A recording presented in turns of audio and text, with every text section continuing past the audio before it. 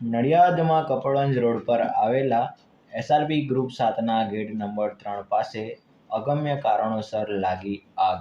નડિયાદમાં SRP group 7ના gate number 3ની દિવાલ પાસે ઘણા લોકો કચરો નાખી જતા હોય છે અને ઝાડના પાંદડાઓનો પણ ઢગલો થતો હોય છે। ત્યારે અગમ્ય કારણોસર રાત્રિના સમયે ત્યાં આગ લાગી હતી।